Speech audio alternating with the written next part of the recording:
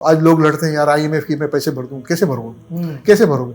IMF से तुमने 100 billion के ऊपर लोन ले ली, अब उसकी पेमेंट कैसे करोगे? जब तक तुम्हारे प्रोजेक्ट्स चलेंगे नहीं, तुम्हारी PIA चलेगी नहीं, तुम्हारी स्टील मिल चलेगी नहीं, तुम्हारी इंडस्ट्रियां चलेंगी नहीं, पैसा आएगा कहाँ से? तुम्हारी इनकम कहाँ से आएगी? आज मैं अपना कारोबार करता हूँ, मैं अपने कारोबार को चलाऊंगा तो मेरे बच्चे खाएंगे ना, मेरे मदरसे चलेंगे, मेरी स्कूलें चलेंगी। अगर मुझे खर्च करना है, मुझे नई गाड़ी लेना है तो मैं कमाऊंगा तो ले सकता हूँ, वरना कैसे लूंगा?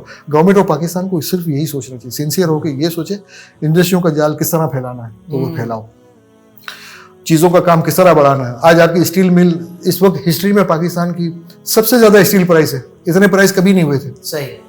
आज आप इसका प्रॉब्लम सोल्व करो, कल से ये भागना शुरू करेगी, चलना नहीं शुरू करेगी, भागना शुरू करेगी। थोड़ी सी जमीन आपके पास, इतनी जमीन पड़ी हुई है, मेरे अंदाजे के हिसाब से जो मेरी इन्फॉर्मेशन है 4800 एकड़ पाकिस्तान स्टील मिल के पास पड़ी है।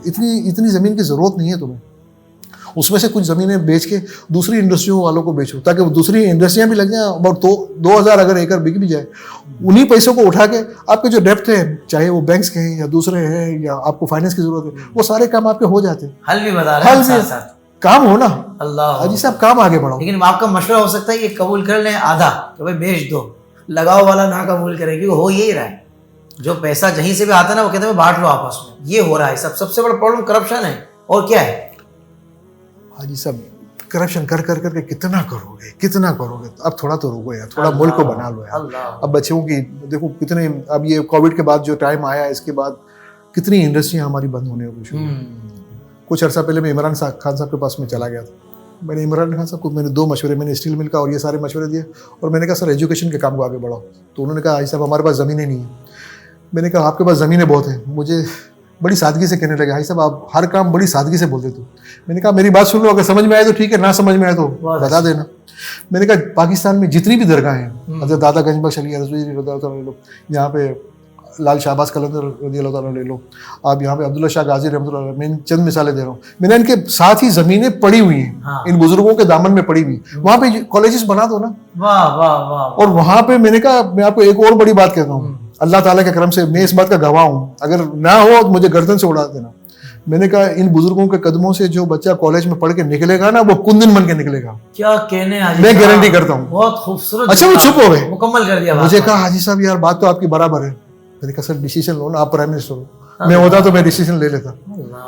बोले बस हाँ ये बात मुझे समझ में आ गई, अब डिसीजन नहीं लेते, अब मैं क्या कहूँ हाजी साहब, मैं क्या कहूँ। तो ऐसा आखिर ये कैसे उतरेगा लोन IMF का, ये तो बता दें, आपने अभी जिक्र तो कर दिया। ऐसा सबसे पहले आपको फोकस हो गया अपने जितने भी प्रोजेक्ट्स हैं ना उनको मजबूत करना पड़ेगा। ठीक है। आज PIA है, PIA में थोड़े से पैसे चाहिए, अगर उसमें डाल दो ना हाजी साहब उसमें जान आ जाएगी।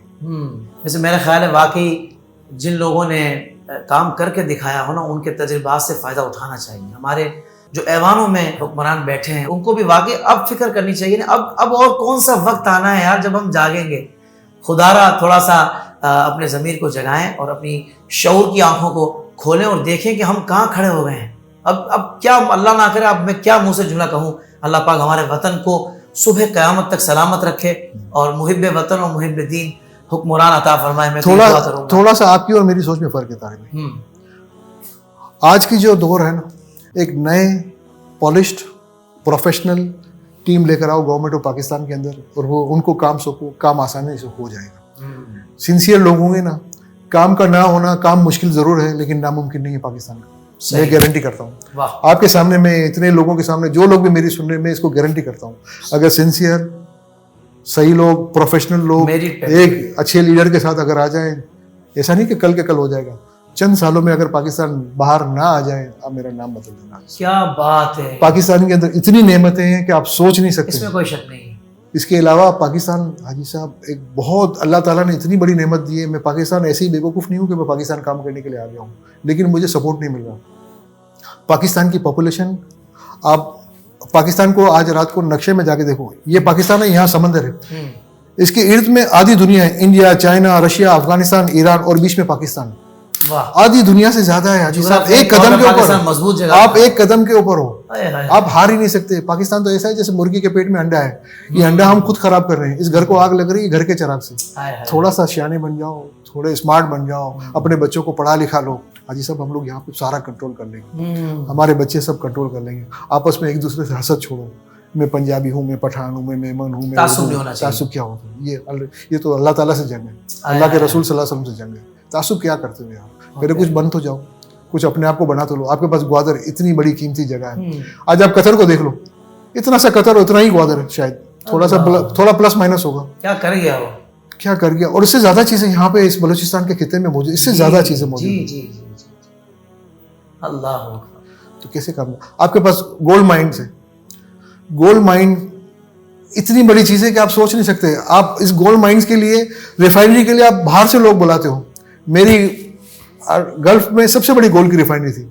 आप मुझे कहो, मैं आपको एक्सपर्टीज देता हूँ, मुझे एक पैसा नहीं दो, मैं अपने जेब से जो खर्चा होगा वो भी करने के लिए तैयार हूं। खुदा पाकिस्तान के अंदर या कराची शहर के अंदर एक गोल्ड रिफाइनरी बना लो, गोल्ड माइन से गोल्ड रिफाइनरी में माला है, दुनिया भर में आप डिस्ट्रीब्यूट करो, आसान हो जाएगा दुनिया का काम। आप अपने आप को बनाओ तो सही, खुद ही को कर बुलंद इतना कि हर तकदीर से पहले खुदा बंदे से खुद पूछे, बता तेरी रजा क्या है, तो मजा भी आएगा ना।